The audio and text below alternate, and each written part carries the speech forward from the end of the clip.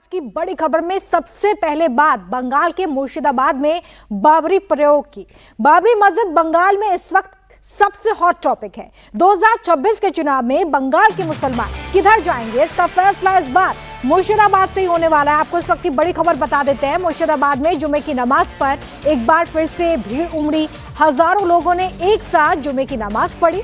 बाबरी मस्जिद के लिए लगातार ईंट लेकर यहां पर लोग पहुंच रहे हैं। उधर हुमायूं कबीर ने यह दावा किया है कि विधानसभा चुनाव में इस बार उनकी पार्टी किंग मेकर बनेगी और पश्चिम बंगाल के मुसलमान इस बार ममता बनर्जी का साथ नहीं देंगे।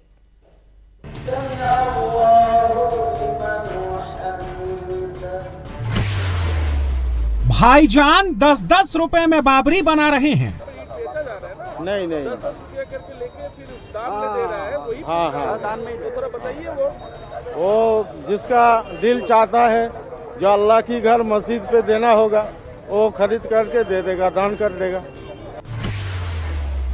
भाईजान हर जुमे में बाबरी की नींव मजबूत कर रहे हैं। इसका खरीद कर वहाँ पे लेके गया, दान किया, बहुत खुशी हुई, बहुत अच्छा लगा और लोग भी लेके जा रहे हैं। मुर्शिदाबाद मुस्लिमों का नया एपी सेंटर बन गया है। वो बाबरी मस्जिद में देगा, अच्छा, ईट देगा बाबरी मस्जिद के लिए। अच्छा। तो इसीलिए ये क्या लगता है कब तक बन पाएगा मस्जिद? हम तो उतना मालूम नहीं, बनेगा, अच्छा मस्जिद बनेगा। अच्छा, तो ये हुमायूं कबीर से क्या कहना चाहते हो जो बना रहे है? हुमायूं को भी क्या बोला है, मस्जिद बनाओ, मस्जिद बनाओ, ऐसे बनाओ। मस्जिद में भीड़ कम हो गई है। मुर्शिदाबाद में नमाजी बढ़ गए हैं। नमाज पढ़ने के लिए आया गया। अच्छा, जुम्मा नमाज है ना, आज शुक्रवार है, जुम्मा नमाज के लिए आया गया।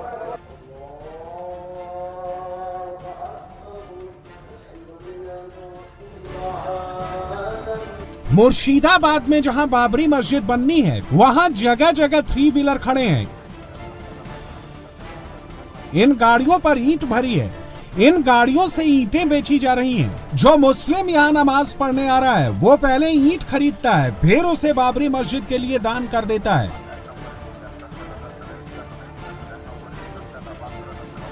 पहले कई किलोमीटर दूर से लोग बाबरी मस्जिद के लिए ईंट लेकर आ रहे थे। अब मस्जिद के पास ईंटें मिलनी शुरू हो गई हैं। 10 रुपए में ईंट खरीदिए, मस्जिद के लिए दान कर दीजिए। अब बाबरी के लिए ईंटों का बिजनेस शुरू हो गया है।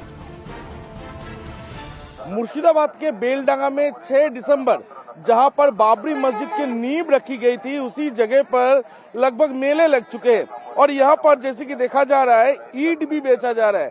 सिंगल पीस 10-10 रुपए में यहाँ पर ईंट बेची जा रही है और मुसलमान समुदाय के लोग यहाँ से ईंट खरीद रहे हैं और बाबरी मस्जिद निर्माण के लिए ईंट जो है वो ईंट जिस जगह पर नींव रखी गई है उस जगह पर लेके जा रहे हैं माथे पे। तो ये कहीं ना कहीं देखा जा रहा है कि काफी दिनों से सारे जितने भी लोग हैं वो माथे पे नजदीकी जो जहाँ पर ईंट बनते हैं वहां से लेके आते थे, लेकिन इस बार मेले के अंदर ही 10-10 रुपए में ईंट को बेचा जा रहा है।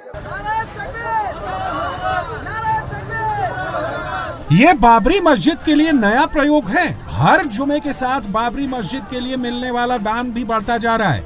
जुमे के दिन मुर्शिदाबाद में बंगाल के कोने कोने से मुसलमान पहुंच रहे हैं। साइतिया से आया। अच्छा, बिरबो साइतिया। तो क्या कहना चाहोगे, ईंट लेके आए हो? ईंट लेके आया, बाबरी मस्जिद के लिए बनने के लिए आया है। बाबरी मस्जिद बन जाए इसीलिए। अच्छा, हाँ, आज जुम्मे की नमाज आज जुम्मे की नमाज है, जुम्मे पढ़ेंगे, नमाज पढ़ेंगे। अच्छा, हुमायूं कबीर से क्या कहना चाहोगे? हुमायूं कबीर से कहेंगे जो अच्छा है, जो हुमायूं कबीर बाबरी मस्जिद जो है वो बनाए है, इसीलिए। आप हुमायूं कबीर के साथ हो? हम हाँ साथ है, हुमायूं कबीर के साथ है हम। मुर्शिदाबाद बंगाल के मुसलमानों का एपी सेंटर बन गया है। हर जुमे के साथ मुर्शिदाबाद पहुंचने वालों की भीड़ बढ़ती जा रही है। जिस जगह 10 लोग भी नहीं जुटते थे, अब वहां हजारों और लाखों लोग पहुंचने लगे हैं। इससे पहले भी 2 जुमे की नमाज बाबरी वाली जगह पर की जा चुकी है। दोनों बार हुमायूं की अगुवाई में लोगों की भारी भीड़ जुटी। इस बार लोगों की तादाद और बढ़ गई।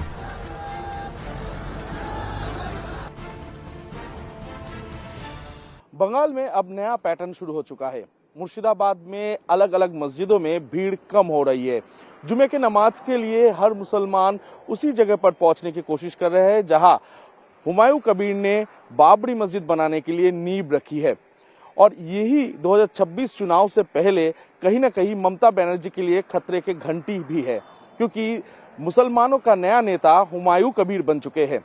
अब हुमायूं कबीर के इस बाबरी मस्जिद के सामने आकर नमाज पढ़ने के लिए सिर्फ और सिर्फ मुर्शिदाबाद के लोग ही नहीं बल्कि कोलकाता से लेकर अलग अलग जिलों से लोग पहुंच रहे हैं और नमाज अदा कर रहे हैं। नमाज पढ़ने के लिए मुर्शिदाबाद पहुंची ये भीड़ हुमायूं कबीर का शक्ति प्रदर्शन है।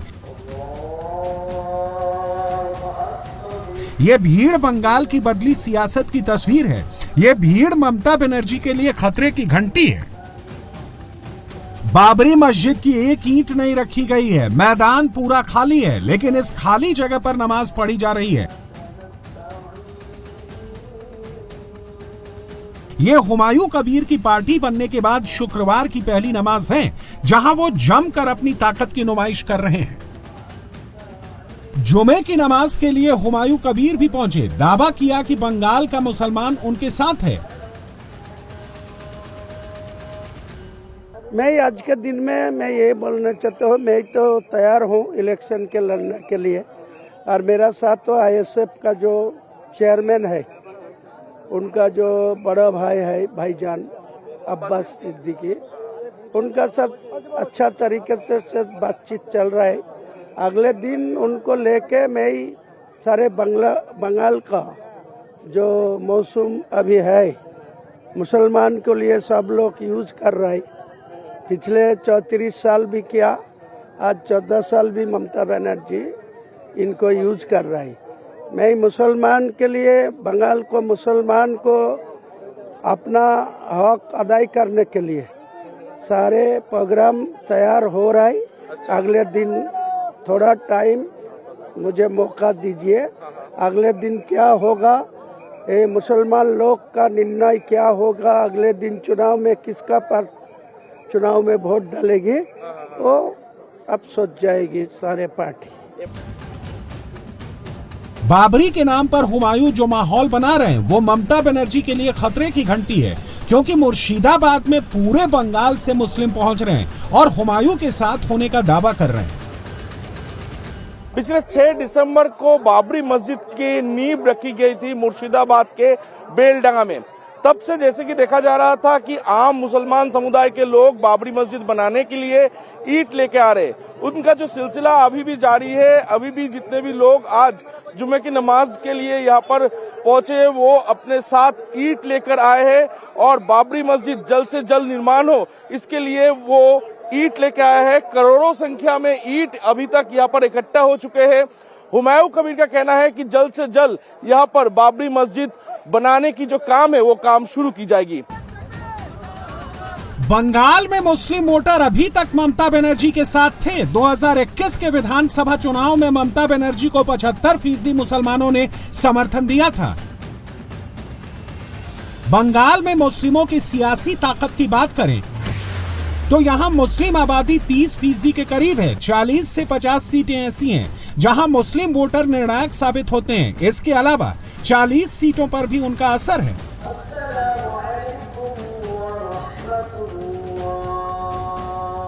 हुमायूं कबीर ने अपनी नई पार्टी बना ली है।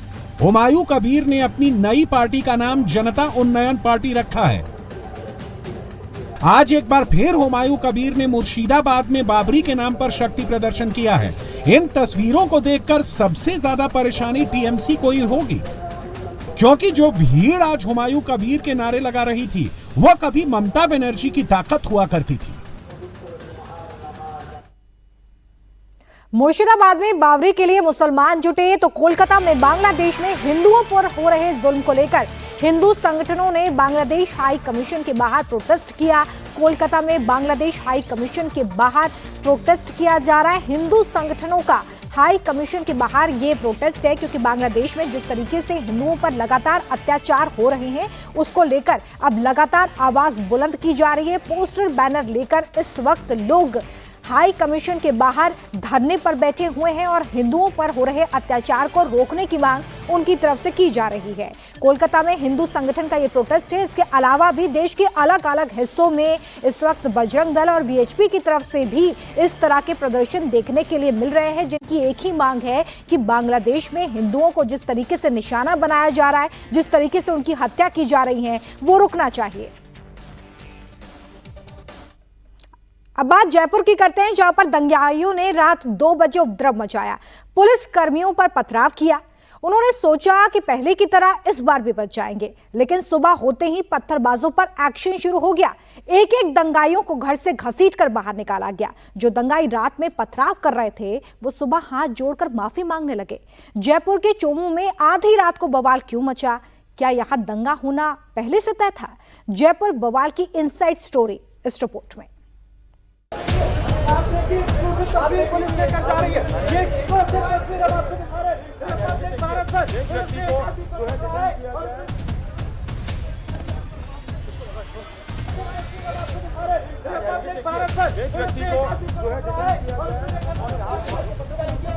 मैंने नहीं चला पत्थर, मैं तो अंदर थे।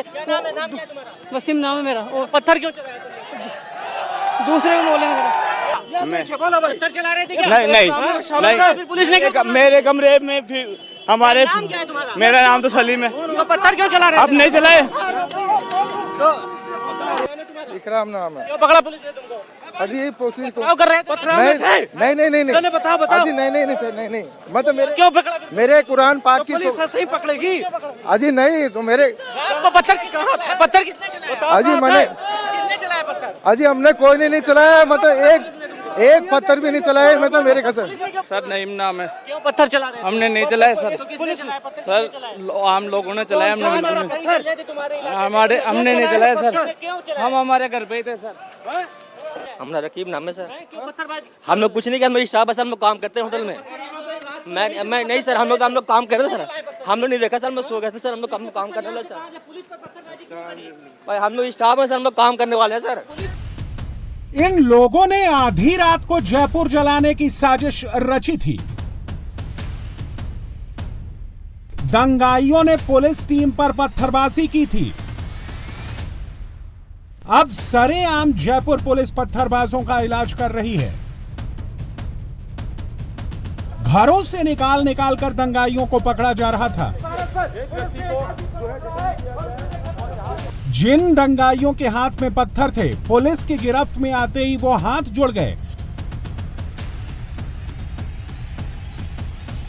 जो सीधे आने को तैयार हो गया, उसे पुलिस आराम से लाई। जिसने आने में आनाकानी की, पुलिस के जवान उसे टांग कर ले आए।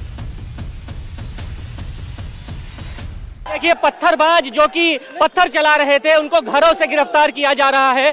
पुलिस उन पत्थरबाजों को गिरफ्तार करके लेके जा रही है। पत्थरबाजों को सरेआम गिरफ्तार किया जा रहा है, घर से दबिश देके निकाला जा रहा है। आपने पत्थर, ये देखिए सामने किस तरीके से जो पत्थर चला रहा था उसको पकड़ा है, और आप देखिए नारेबाजी हो रही है जम के। ये वो पत्थरबाज हैं, इनको उठा कर लेके जा रही है पुलिस। सबसे पहले पुलिस फ्लैग मार्च किया, घर पर दबिश दी, और घर पर दबिश देने के बाद ये पत्थरबाज कैमरे में आपके सामने कैद हो चुका है। क्या नाम है तुम्हारा? ये पत्थरबाज है जो चोमू में जब रात को पुलिस कर्मियों के ऊपर पथराव हो रहा था, उस वक्त यही लोग पत्थर चला रहे थे, और उसके बाद जैसे ही पुलिस यहाँ पर गई, घर पर दबिश दी, तो 2 पत्थरबाजों को फिलहाल पुलिस ने यहाँ पर हिरासत में लिया है, और आप देखिए गाड़ी के अंदर डाला है उसको, अब यहाँ से लेकर जा रही है। ये वो जगह है, यहाँ पर बगल में आप देखिए मस्जिद है, और इसी जगह पर निर्माण हो रहा था, और उसके बाद यहाँ पर हंगामा शुरू हुआ, पत्थरबाजी शुरू हुई, पुलिस कर्मियों के ऊपर पथराव शुरू हुआ। सुबह पुलिस ने दलबल के साथ यहाँ पर देखिए एक और पत्थरबाज जो है वो यहाँ पर गिरफ्तार हुआ है, पुलिस की गिरफ्त में है। क्या नाम है तुम्हारा? नाम क्या है? पत्थर चला रहे थे बीती रात मचे बवाल के बाद जयपुर के चोमू में पुलिस लगातार फ्लैग मार्च कर रही है। पुलिस के टॉप ऑफिशियल्स के साथ पुलिस के सैकड़ों जवान एक एक पत्थरबाज की तलाश कर रहे हैं। अब तक पत्थरबाजी के आरोप में 50 से अधिक लोगों को हिरासत में लिया गया है। कुछ नाम आए हैं हमारे पास, और कुछ लोगों को डिटेन भी किया गया है, उनसे पूछताछ चल रही है। तो जिन लोगों ने भी कल उपद्रव किया है उनके खिलाफ सख्त कार्रवाई की जाएगी। चौमू में पत्थरबाजी अचानक नहीं हुई, इसके लिए पहले से पूरी प्लानिंग की गई थी।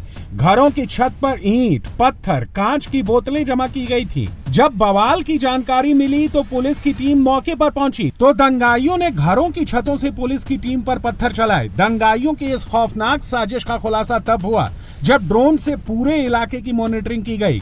ड्रोन से घरों पर रखे हुए पत्थर, कांच की बोतलें कैप्चर हुई।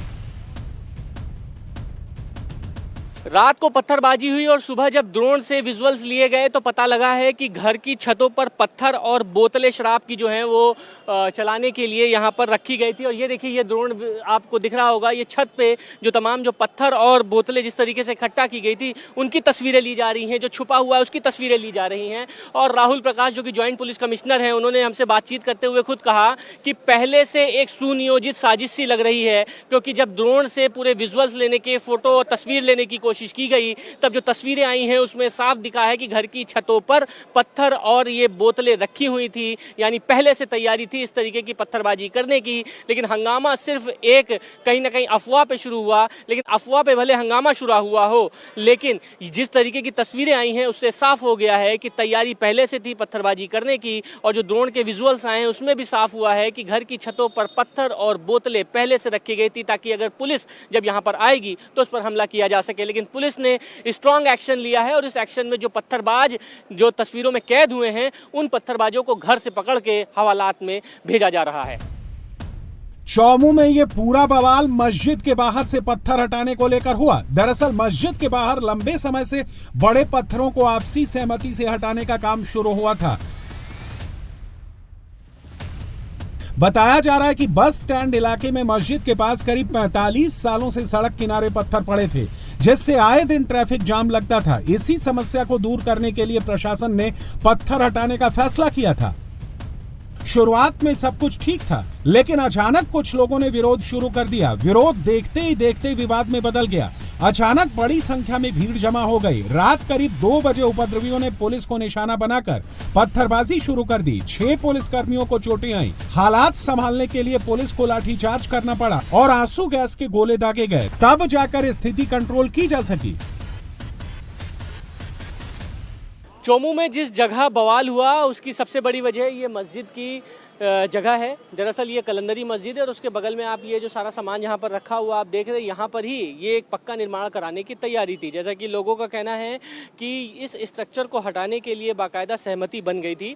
भारी पुलिस बल यहाँ पर पहले से तैनात था। हालांकि पुलिस को इस बात का अंदेशा था कि कुछ ना कुछ बवाल हो सकता है, इसीलिए पुलिस बल यहाँ पर तैनात कर दिया गया था। लेकिन रात को 3 साढ़े 3 बजे अचानक, जैसा कि पुलिस अधिकारियों का कहना है, कुछ अफवाह के चलते कुछ गलतफहमी हुई और उसके बाद यहाँ पर बड़ी तादाद में, जो बगल में ही पठानों का जो इलाका है मोहल्ला, वहाँ से भारी तादाद में मुस्लिम लोग आए और पथराव करना शुरू कर दिया। दरअसल वजह सिर्फ इतनी सी थी कि इस पूरे पक्के निर्माण को हटाया जाए, क्योंकि हिंदू पक्ष के लोगों ने इस बात की दलील दी थी कि भाई ये मस्जिद का प्रांगण ये है, उसके आसपास जो भी यहाँ पर पक्का निर्माण हो रहा है वो अवैध निर्माण है और बाकायदा पूरा का पूरा मामला वैसे भी ये कोर्ट में चल रहा है। तो फिर इस अवैध निर्माण को क्यों बनाया जा रहा है, पक्का निर्माण क्यों किया जा रहा है, और इसी को लेकर सहमति बन गई। लेकिन कुछ एक ऐसी अफवाह चली कि मस्जिद को तोड़ा जा रहा है, इस तरीके की बातें सोशल मीडिया पर वायरल हुई और उसके बाद तमाम मुसलमान जो यहाँ के आसपास के जो लोग हैं बस्ती के, वो आए और उन्होंने पथराव करना शुरू कर दिया। सबसे पहले सामने जहाँ से लोगों को गिरफ्तार करके लाया जा रहा है वो पठानों का जो इलाका है, वहाँ पर पत्थरबाजी शुरू हुई। उसके बाद वहाँ से पत्थरबाजी करते हुए लोग यहाँ पर आए और उसके बाद पुलिस ने जब आंसू गैस के गोले छोड़े, उसके बाद यहाँ से लोग फरार हुए, तब जाके कहीं मामला थमा है। लेकिन रात को 3 बजे ये पूरा मामला शुरू हुआ। लगभग 6 पुलिसकर्मियों को सर पर चोटें आई हैं और अब 50 से ज़्यादा लोगों को पुलिस ने हिरासत में लिया है। उन पत्थरबाजों को घर से निकाल कर हवालात में डाला जा रहा है जो रात को पुलिस के ऊपर पत्थर चला रहे थे। बवाल के बाद चौमू कस्बे में मोबाइल, इंटरनेट और सोशल मीडिया सेवाओं पर अस्थायी रोक लगा दी गई है। फिलहाल चौमू इलाके में चप्पे चप्पे पर पुलिसकर्मी तैनात हैं। कई थाने की पुलिस को वहां डिप्लॉय किया गया है। अभी भी जो आरोपी फरार हैं, उनकी सीसीटीवी की मदद से तलाश की जा रही है। कि जिस जगह पथराव हुआ है उस जगह यानी वो पठानों का मोहल्ला है और आप देखिए यहाँ पर कितना बड़ा पुलिस बल यहाँ पर तैनात किया गया है। लगभग 500 से ज़्यादा पुलिसकर्मी यहाँ पर तैनात हैं। एसटीएफ की फोर्स यहाँ पर तैनात है और ये वही जगह है जहाँ पर पथराव हुआ था।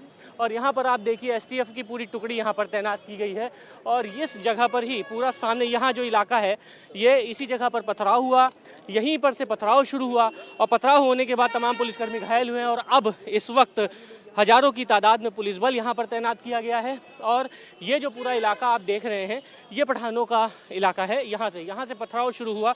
ये देखिए यहाँ पर पत्थर ही पत्थर यहाँ पर पड़े हुए हैं और ख़ास बात ये है कि पत्थर के अलावा जो बोतलें फेंकी गई थी पुलिसकर्मियों के ऊपर, आपको शीशे दिखाई दे रहे होंगे, जो शराब की बोतलों के जो शीशे हैं, यहाँ पर पूरे इलाके में पत्थर ही पत्थर फैला हुआ। जो गाड़ियाँ यहाँ पर खड़ी थी उनको क्षतिग्रस्त किया गया, पूरे इलाके में पत्थर चलाए गए, पुलिसकर्मियों के ऊपर पथराव किया गया, पुलिसकर्मी घायल हुए।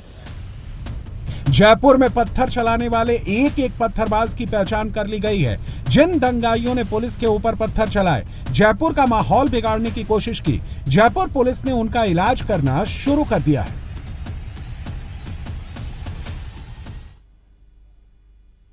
बिहार के समस्तीपुर में बीजेपी नेता की हत्या का खौफनाक वीडियो सामने आया है, जिसमें हत्यारे पहले बीजेपी नेता को धमकाते हैं और फिर गोली मारकर उनकी जान ले लेते हैं।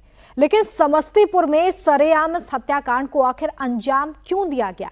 बीजेपी नेता की हत्या करने वाले अपराधी कौन थे और पुलिस का शिकंजा अब तक किन आरोपियों तक पहुंचा है? हमारी इस रिपोर्ट में देखिए। रे रुपका तोरे पूछे जिंदा रह मोन छो, अरे तू जिंदा रह मोन छो, मार दियो, सही मार दे तो मार दो, पक्का मार दो 100%। सच्चाई बात न। ओइ दिन कथी ले झूठ मूठ के ओइ दिन हमरा घर पर तू थाना भेजली? हम भेजली के कंप्लेन करे शौक छो? नहीं तो हम भेजली, बता जा शौक छो, तू शौक पूरा कर ना ना बाबा मार।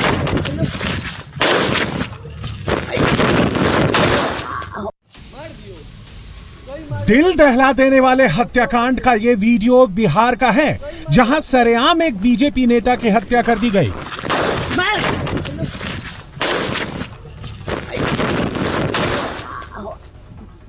बुधवार शाम बिहार का समस्तीपुर गोलियों की तड़तड़ाहट से गूंज उठा।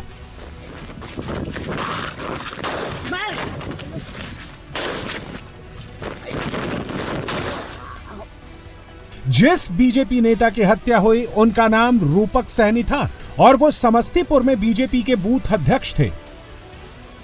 दरअसल बीजेपी नेता रूपक सैनी और आरोपी सोनू के बीच पुरानी रंजिश चल रही थी, जिसको लेकर खानपुर थाना क्षेत्र के शादीपुर पंचायत में बुधवार शाम आरोपी सोनू बीजेपी नेता के पास पहुंचा। पहले उनके साथ बहसबाजी की और फिर उनको धमकी दी और फिर रूपक सैनी पर ताबड़तोड़ गोलियों की बरसात कर दी।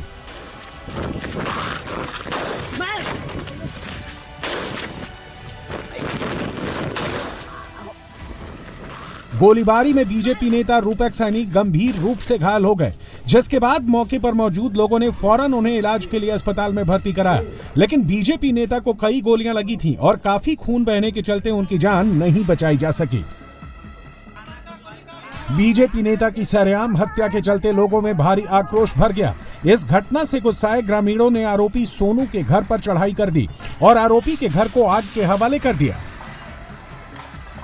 लेकिन जब इतने से भी लोगों का आक्रोश कम नहीं हुआ तो उन्होंने आरोपियों की गिरफ्तारी की मांग को लेकर सड़क को जाम कर दिया, जिसके बाद पुलिस प्रशासन फौरन मौके पर पहुंचा, लोगों को समझा बुझाकर शांत कराने की कोशिश में जुट गया।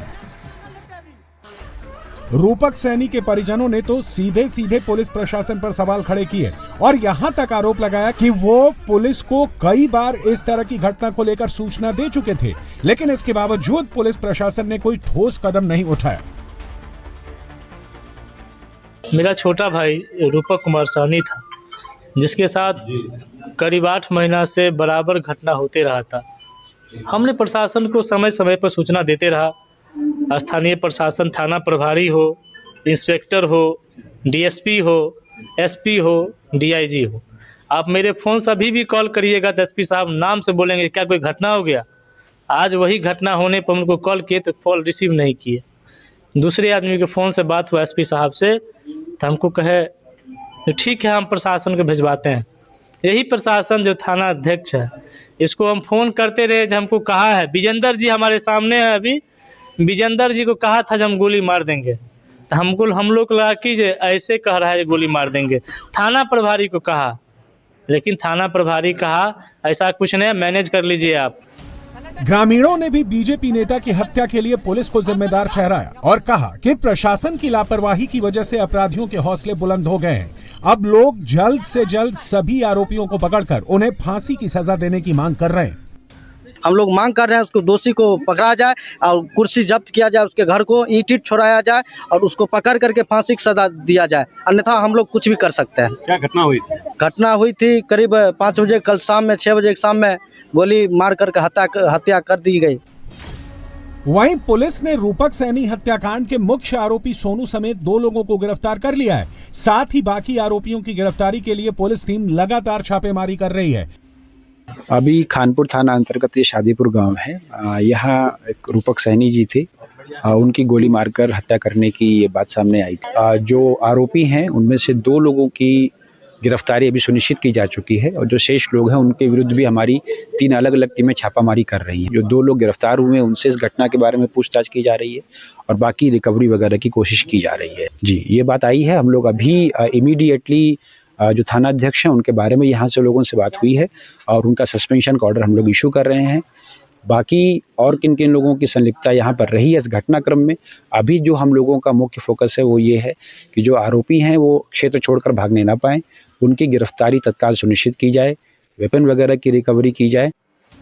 अब पुलिस सहनी हत्याकांड के सभी आरोपियों को जल्द गिरफ्तार करने का दावा कर रही है, लेकिन सरेआम बीजेपी नेता का मर्डर हुआ तो बिहार में लॉ एंड ऑर्डर पर सियासी सवाल भी खड़े होने लगे और आरजेडी प्रवक्ता शक्ति यादव ने इसको लेकर सीधे डिप्टी सीएम सम्राट चौधरी को निशाने पर ले लिया।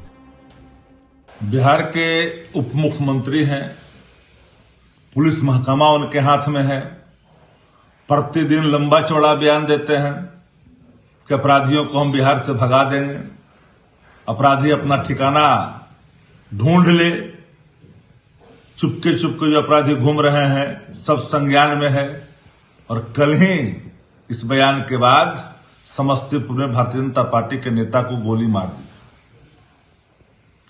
तो अपराधी तो बेलगाम है, बेगूसराय हो, पटना हो, समस्तीपुर हो, मोतिहारी हो। जब हत्या हो रही है, गोलियां चल रही है, तो फिर इनके बयान से कहीं और अपराधी बेलगाम होकर के, बेखौफ होकर के हत्या को अंजाम क्यों दे रहे हैं? समस्तीपुर में लोग जितना नाराज बीजेपी नेता की हत्या से हैं, उतनी ही नाराजगी उनकी पुलिस प्रशासन के रवैये को लेकर भी है। परिजनों और ग्रामीणों में इस बात को लेकर भी गुस्सा है कि पहले से सूचना देने के बावजूद ना तो बीजेपी नेता को कोई सुरक्षा दी गई और ना ही आरोपियों को पकड़ा गया। वहीं सहनी हत्याकांड को लेकर अब सियासत भी सरगर्म होने लगी है, लिहाजा अब देखना होगा कि पुलिस इस हत्याकांड के बाकी आरोपियों को कब तक गिरफ्तार कर पाती है। खबर लखनऊ से है, जहां पर किंग जॉर्ज मेडिकल यूनिवर्सिटी में डॉक्टर एसोसिएशन ने गंभीर आरोप लगाए हैं। डॉक्टर्स एसोसिएशन ने पैथोलॉजी विभाग के एचओडी वाहिद अली पर कॉलेज में मजहबी तकरीर कराने का आरोप लगा दिया और फिर वो अपनी शिकायत लेकर सीधा केजीएमयू की वाइस चांसलर और मीडिया इंचार्ज के सामने पहुंच गए। बताया कि पैथोलॉजी लैब में पढ़ाई के नाम पर मजहबी पाठ पढ़ाया जा रहा है। लड़की के साथ ये सारी घटनाएं हुई और हम लोगों के पास ये लगातार जानकारी आ रही है कि वहां पर एक फैकल्टी रेडिकलाइज करने में है, बिना एचओडी के परमिशन के वहां पर इकट्ठा करके एफपीएलसी लैब में नमाज पढ़ाई जाती है, लोगों को रेडिकलाइज किया जाता है। और ये मामला पता चलने के बाद पैथोलॉजी विभाग की 3 से 4 फैकल्टी लगातार मीटिंग करती रही और लड़की को ही साइकोपैथ घोषित करने का प्रयास किया और लड़के को बचाने का प्रयास किया। पैथोलॉजी विभाग के एचओडी वाहिद अली को इस नेटवर्क का मुख्य सरगना बताया गया है। उस पर चोरी छिपे केजीएमयू के अंदर नमाज पढ़ाने का आरोप है।